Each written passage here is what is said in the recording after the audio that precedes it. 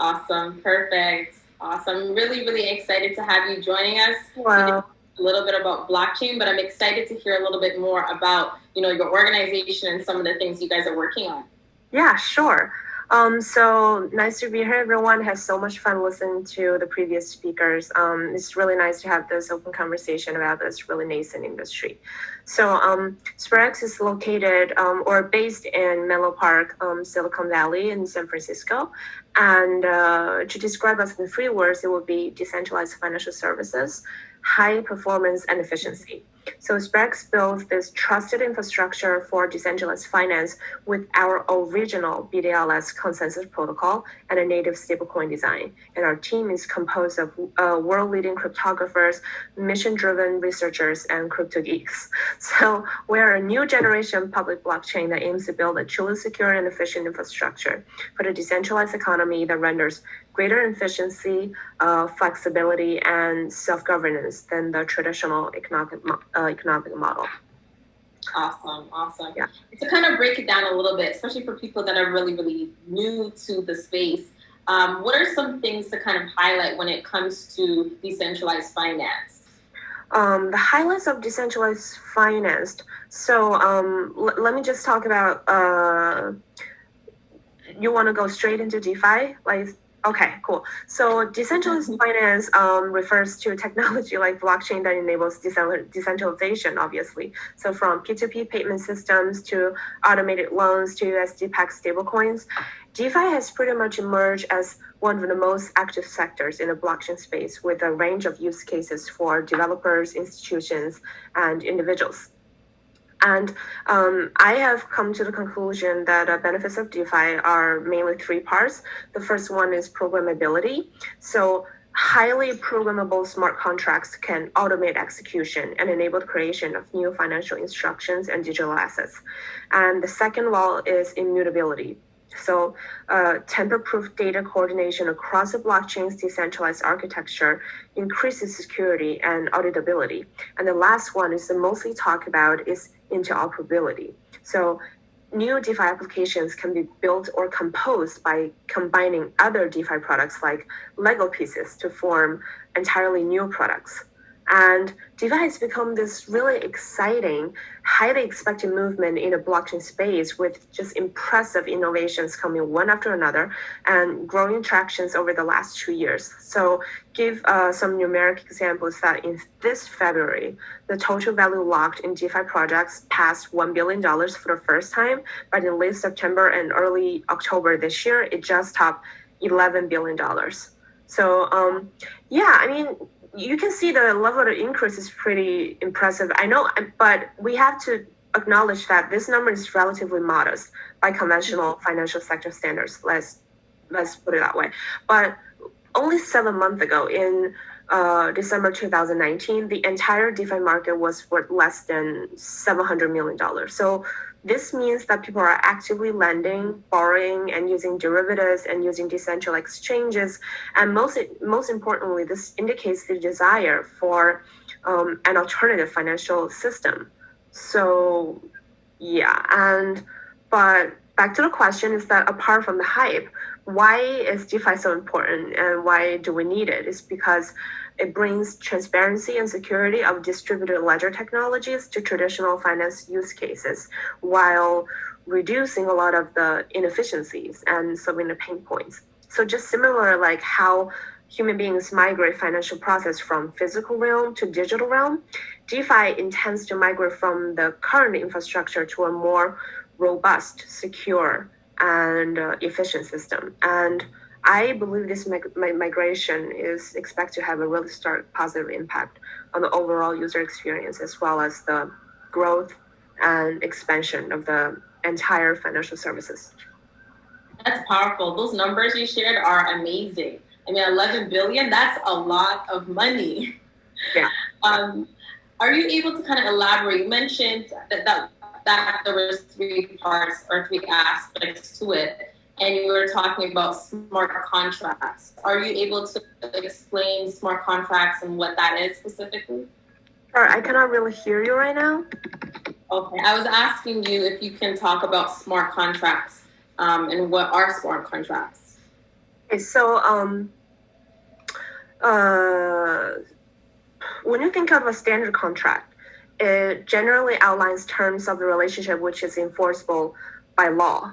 And an Ethereum smart contract works with the same purpose, but only it is enforced by cryptography code on a public blockchain. So in computer terms, you could say that they are like tamper-proof programs and work only as set up at their creators.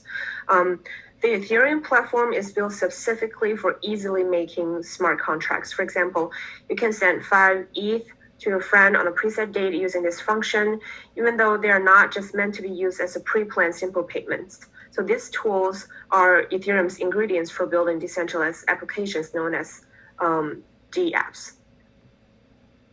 Yeah. Very nice, very nice. And I know that part of what your organization does kind of overlaps as well when it comes to stable coins and their design as well. Are you able to kind of go over what are stable coins? Why are they so important?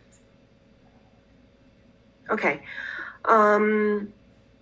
Stablecoin. We issued our own stablecoin. Okay, I'm just a really number person, so let me just put on this number again. So the total value of stablecoins has just surpassed $20 billion. So this kind of reflects the growing demand for investors looking to hedge their risks in both crypto and traditional markets amid of this COVID pandemic craze.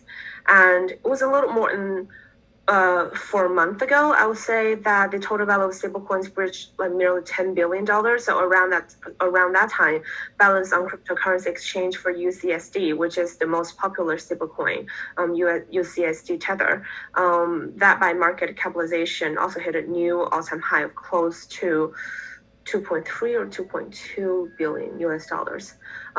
So for the background knowledge, stablecoin is a crypto asset that track the value of fiat currencies, usually the US dollar. And some stablecoins are centrally managed, meaning a company or organization such as Tether, USDT, will own reserves of fiat and cash equivalent that indicate the circulating supply of the asset. Others are decentralized, meaning a smart contract, as I just explained, or decentralized application dApps, such as MakerDAO, will programmatically issue stablecoins in accordance with the amount of collateral users themselves lock into the stablecoin. Yeah, that is a really general overview of stablecoins. It's actually a lot more. A lot of people understand or are familiar with a lot of the other cryptocurrencies out there, but sometimes they don't realize how important stablecoins are, especially in the industry where it's so volatile, right? For people that want to move their funds around, but still be able to have a digital asset or a currency, they're able to shift into those stablecoins. And I know you mentioned you guys have a stablecoin as well. Can you talk about that? Yeah, it is one of our design highlight is the native multi-currency stablecoin. It is actually the first in the public blockchain ecosystem, so you can bridge the gap between internet users and crypto native applications. We have by now onboarded some leading institutions as our financial nodes in our stablecoin network, including Airstar Bank, which is a subsidiary of Xiaomi Group. Is a Hong Kong-based virtual bank with full license from Hong Kong Monetary Authority, so we can provide liquidity in Hong Kong dollars. And second one is Amber Group, who is also one of our initial backers, is a leading crypto financial service provider. And lastly, it's a Taiwan-based payment company providing liquidity in Taiwan dollars. And we are lately going to launch our stablecoin research institute in University of Oxford. It's one of the first such academic institutions can be implemented in the University of Oxford. That's amazing! Congratulations. That's a lot. That's amazing. Yeah, I know you guys are doing sorry. Stuff. Go ahead. No, just as you can see how it explains that our team is very, very geeky. Like everything is very technology academic oriented. For sure, but it's good because the whole thing, and especially with this event, I really wanted to showcase, that there's more to the industry than just the, cryptocurrency. The whole blockchain aspect, there's so many opportunities in the space and how that's, touching onto different industries, just like finance, and really changing the way that we look at, that industry in particular. I kind of wanted to also touch on people that are looking to get involved with DeFi. How can people do that? How can people start to get involved with the space? I personally would say that DeFi is extremely exciting. It can generate a lot of passive income, but there's a huge amount of risk. So if you actually do want to get involved with it, first of all, you need to acknowledge how much risk you're facing. And second of all is that the institutionalization of DeFi is still, I would say, decades away. So that is the two major factors we need to consider. In terms of how individuals can get involved with DeFi, cryptocurrency markets are sending really strong signals right now that innovations coming from fast emerging technologies like DeFi can shake up the global order of banks and money managers and insurance companies. So I was attending CoinDesk's event, Invest Ethereum Economy, this Wednesday. And I remember there's a lot of talks about returns and yields throughout the technology, discussions of protocols and governance systems and blockchain arcana like layer 1, layer 2, rollups, shards. But even the traditional market regulators are some to acknowledge the growing possibilities that cryptocurrency bulls have been betting on for years. I remember one of the panel is the chair of U.S. Commodity Futures Trading Commissions.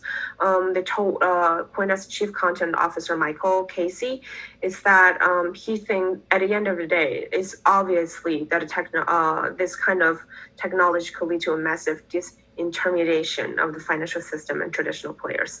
So so there are some steep risks as the past few months. Some projects like SushiSwap, whose founder just suddenly decided to cash out tokens on the top of the market, crashing the market. And another example would be Yam, which the entire project just collapsed due to one single bug. So in many cases, you can risk permanent loss of your capital by participating in some of these activities. And it is also kind of premature to compare the scale of cryptocurrencies to the traditional financial systems, because like I wouldn't say 100%, like 99.9% of the money is still in fiat. We still need gateways, but these two are starting to emerge. Like Blocked is a blockchain infrastructure firm, BLOQ, is rolling out this new product that can allow users to earn money by purchasing customized holding pools of digital assets. So the future is dynamic portfolios that are expensive to construct in traditional finance. But I'm still pretty positive for individuals to get involved with DeFi, especially saying this Q3's particular total revenues in DeFi has exceeded almost $110 million. And that is a quarter-over-quarter increase of like 18 or 19 times since 2019. And it's almost 26 times rise since the last quarter. And as our previous panelists talked about, this one of the most notable example will be Uniswap. Uniswap itself witnessed like a $67 million of increase only in Q3. So yeah, there are a lot of chances, but you need to know what you're facing. You need to know the rules. You need to do a lot of background research. Definitely. And you touched on some really good points there, because people, of course, get excited about this space, but they don't fully understand that there are risks involved, right? And as you mentioned, it is so new. And so when do you think, or how long or how many years do you think it's going to take before DeFi becomes a norm for the masses? DeFi becomes a norm. Like I said, I think the idea that established projects are working under long-term timelines should ease the concern that DeFi is merely a temporary trend. Like what Sperax is doing is that we are we're taking our pace very, very steadily, because we know we're not just looking to build a scam or just rip off investors' money, because we're actually on a mission to make decentralized financial services accessible to all. It's just, despite like many quick hard forks or opportunistic developers seeking to capitalize on a recent market frenzy, I would say sustainable progress is still the focus for the larger players in the space. To further illustrate the infancy of this industry, according to a report I read last week, 30 32% of the DeFi projects earned like less than $100,000 in revenue in 2019, with another 24% at a pre-revenue phase. So this leaves plenty of room for growth as products and platforms become more user-friendly and efficient. One more critical planning trend involves targeting B2B business models. Although the DeFi industry is mostly adopted by retail users at the current phase, slightly over a third of the projects believe institutions could be a crucially important segment for them. So while a third of these of investors are planning to remain in the retail segment, I would say other platforms are heading to launch services for institutions, small and medium-sized enterprises, and some even large enterprises. So I think decentralized finance is a new trend with big promises. I mean, the idea is beautiful. It's simple. It's to upgrade outdated financial services by boosting intermediaries and transferring their functions to algorithms and chunks for computer code. So while the DeFi industry is still in this embryonic stage and not always user-friendly, the new concepts hype is snowballing with countless new apps and being launched every other day. But still, the new technology is still associated with a lot of risk because it's still immature and lacks regulatory protection if things go wrong. DeFi applications, because it is so trustless, it's easy for targets. It's an easy target for hackers who exploit smart contract bugs to steal users' money. Like from January through August this year, DeFi protocols were hacked at least 6 times, and attackers just exploit smart contract bugs and stole hundreds and thousands of users. So yeah. Yeah, there's still a lot of risk involved with it. And I think you're right. I think it's better to definitely take your time and focus on building a strong foundation before just throwing it out there and just putting it everywhere, right? Because if you have a strong foundation, then it's able to last a lot longer, right? And that's the most important thing, especially in the space you're in right now. What are some of the things that your organization is working on right now? Is that so we just concluded our first public sale in August 14th, and we kind of onboard like 3,700 new investors with $5 million. So current right now we are head down just working on our testnet development, which will roll out anytime. We're just doing a lot of local test run, and then it will go public. And also we are recruiting aggressively because our team is still very, very small. It's composed of, besides our academic advisors and governance advisors, Ryan Zeuer, and Professor Wang, is we are a very young team composed with a lot of university students and also other like 30-something researchers. So we need a lot of more talents. Researchers, marketing people, and economic advisors. So, testnet. You guys are growing fast, and you guys are still doing some amazing things as well, which is super exciting. So, how can people learn a little bit more? Or is there a website or a link that they can go to learn a little bit more about what you're working on? So you can go to our website, sperax.io, sperax.io, and you can also join us Telegram. Our Twitter is also available. It's also called just Sperax. And I would strongly recommend you to follow our column, which is called FJ Crypto channel. It's founded by me, Frida, and our lead researcher, Joe. Is that we will roll out this column by every 2 weeks right now. Because we're still accelerating the recruiting process, so we got more researchers. So we're thinking about maybe roll out this column every once a week. And we just recently published this article on ZK rollup, zero knowledge rollup, which is definitely the hit work right now, the buzzword right now. And we also talk about Uniswap. Joe lost some tokens on Uniswap. That is the risk I'm talking about. We can totally expand the story another time.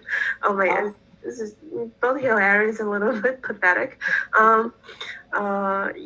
Just where we'll share our personal stories just involving the space and also share our personal academic opinions on the current trends, like NFTs. One of the panelists mentioned about, yeah. That's awesome. Well, Definitely, I'm excited to see all the new stuff you guys are, working on. And I love the fact that you guys are a young team and you're growing so fast because already you're accomplishing some amazing things in the DeFi space. And that really is the future. And I'm really excited for that. So thank you once again for joining us. I'm really excited. Thank you for having me. Thank you. This is a great panel. Awesome. Thank you so much. And so that brings us towards the end of our session. But once again, thank you so much for joining. Have a good day. Bye. Bye-bye.